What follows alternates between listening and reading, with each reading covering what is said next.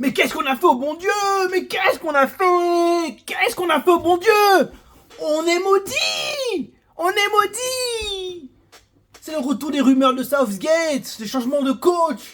Southgate, Xavi, je sais pas quoi. Bienvenue les gars sur la chaîne du Mancunien Taquin. Et je vous parlais rapido, je voulais aller manger mon petit dessert tranquillement. J'ai vu des infos concernant l'avenir de Ruben Amorim. Mais à skip, on reparle de notre ami Southgate. Southgate. Et oui, j'ai mis le pull de Daron, c'est l'automne, ça y est, on met les petits pulls chauds en soirée.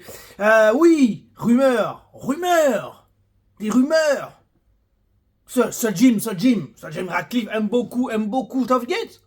Southgate, dont le nom était déjà mentionné en 2024, en l'été 2024, après la victoire de Manchester United en finale de Cup. Et ce sujet sur l'avenir de Ruben Amorim, de Erik ten Hag, qui avait été prolongé, et même quand Erik ten Hag avait été limogé, Southgate était revenu à un moment donné. On est d'accord, l'ancien coach de l'équipe d'Angleterre était dans la liste. Moi, je sais pas quoi dire. Comme vous le savez, pour l'instant, moi, je suis pas dans les histoires de coach, de management. Moi, je veux me situer sur l'ownership. Je veux que les Glazers, aussi, en fait, ils s'en aillent. Je veux que ça change, je veux que quelque chose change. Après, vous me direz, on a 3 défaites. Chelsea s'est fait taper, mais Liverpool s'est fait taper. Bon, Arsenal a quand même réussi à renverser, a battu Newcastle. Newcastle a perdu. Tottenham a fait match nul. En fait, c'est un week-end un peu compliqué pour, entre guillemets, les gros. Et donc, on peut dire qu'on a 3 défaites. City en a 2, je crois. Liverpool en a 1. Bon, Newcastle en a déjà 2. Ouais, Newcastle en a déjà 2, hein, je dis pas de bêtises. Donc bon, on est quand même dans un train.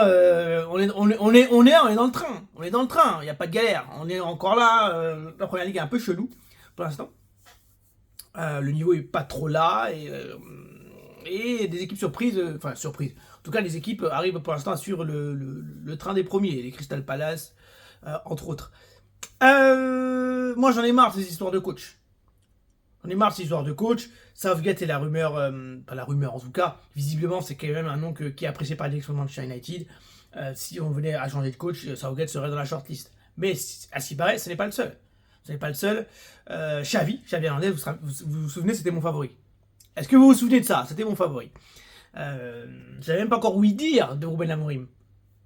Et c'était mon favori. Je vous avais dit que j'aurais bien aimé que Xavi Hernandez soit le coach. Il avait bien réussi à Barcelone. Il avait réussi à faire quelque chose de surprenant, mais il avait bien fait. Même si on l'avait frappé, on l'avait tapé. Ouais, avec tout le respect, entendu, Xavi Hernandez, avec tout le respect. On l'avait tapé Barcelone en Europa League. Après tout ça pour se faire sortir après par l'Athletic Bilbao, je crois, en demi.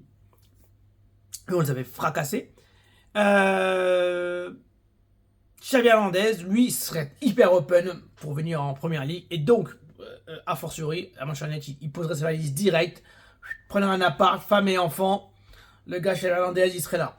Moi, je vous dis, c'est un truc qui me plaît beaucoup, qui me plaisait beaucoup. C'est un projet que j'aime bien, bêtement en fait, parce que je me dis, les coachs espagnols arrivent bien, fonctionnent bien. Pep, Luis Enrique, ça marche bien. La Roja marche bien. Et je me dis qu'il y a quelque chose à faire peut-être avec un coach de cet acabit-là qui est un coach qui a été milieu de terrain très technique et qui connaît la difficulté de ce poste et l'importance de ce poste. Et nous aujourd'hui, on se tape du Bruno Fernandes, du Casemiro, double pivot, Casemiro, Bruno Fernandes, Ugarte. À la limite avec Ugarte, c'est un peu plus logique. Mais on se tape du Bruno Fernandes au milieu de terrain. Et c'est désastreux pour nous, supporters pour l'équipe, et pour Bruno Fernandes, d'ailleurs, qui finalement ne rayonne plus et tout le monde veut le dégager, alors que c'est finalement à son poste, il est extrêmement bon. Mais bon, il fait partie de la team des losers avec Dalot, Shaw, Maguire. Mais c'est des bons joueurs, hein, j'en suis sûr qu'ils jouent dans d'autres équipes, ils joueraient bien, ils nous mettraient des buts, hein, mais c'est le saut de la loose. Bref, je me perds, mais cette histoire de coach, moi ça me rend ouf. Hein, on repart, on est même pas en octobre, on va commencer à repartir sur ces histoires de coach. Ça va s'enchaîner, là on va jouer contre Sunderland, on va gagner en Sunderland, hein, c'est probable. On va battre Sunderland, ça va repartir, et patati, mais on va jamais vraiment avancer. Et on va être une équipe mid. Si Amorim ne change pas vraiment les bails.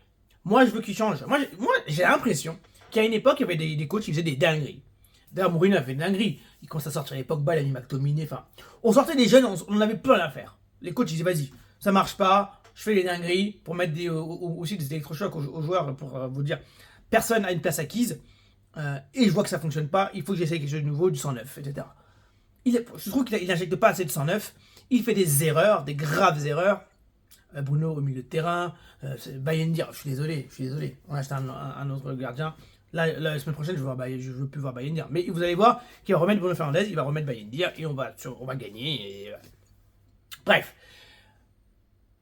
Je dis pas que c'est la faute d'Amorim, je ne l'ai jamais vraiment soutenu ce propos.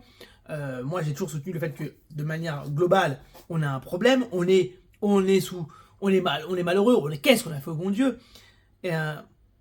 Et on a des joueurs qu'on devrait dégager qui sont toujours là. Et en prenant un coach comme Amorim, qui a un système très spécifique, on devait injecter beaucoup plus d'argent. On a injecté de l'argent. On devait injecter encore beaucoup plus d'argent pour révolutionner l'équipe. On est arrivé 15e en plus. On avait besoin de vraiment révolutionner. Les équipes qui sont arrivées premier ou deuxième ou troisième ont plus révolutionné leurs équipes que nous 15e. Étonnant. Donc, c'est un projet à long terme. Si tu prends Amorim, tu sais que tu vas avoir un vrai changement. Ça se trouve, vous me direz, oui, mais on va faire ce changement sur 2-3 mercato d'été. Mais là, déjà, on est en PLS avec lui. Et ça parle de Southgate. Faut savoir. Entre vous et moi, ce serait Xavi Hernandez que je préférais. Si, quitte à prendre un coach, ce serait Xavi Hernandez. Je dis pas que ça changerait beaucoup de choses, mais parce que c'est surtout une histoire de joueurs et de direction du club. Mais si on me demandait, si on virait Amorim demain, et on me demandait, moi je dirais Xavi Hernandez. C'est ça que je veux dire. Voilà, dites-moi ce que vous en pensez sur ces rumeurs Southgate, le désir de Xavi Hernandez de venir à Manchester United, l'avenir d'Amorim, si Amorim ne change pas, il faut vraiment qu'il fasse quelque chose, qu'il bouge son petit boule et qu'il mette des électrochocs à des gens et qu'il montre qu'il a aussi sa vision, il est têtu, certes, mais qui montre qu'il voit les mêmes choses que nous sur le terrain, il voit sur le terrain un truc qui marche pas et que ce truc qui marche pas, il faut le changer.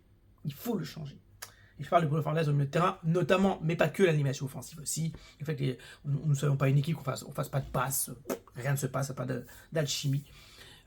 Tout ça, on veut le changement, on veut des décisions fortes dans les semaines à venir, monsieur Ruben Amorim. Sous peine de malheureusement vous faire sanctionner par la direction de Manchester United et déjà vous mangez quelques petites pressions par les supporters. Dites-moi ce que vous en pensez, quel entraîneur vous aimeriez voir, quelle composition vous aimeriez voir, quel électrochoc vous aimeriez que Ruben Amorim mette pour que on avance.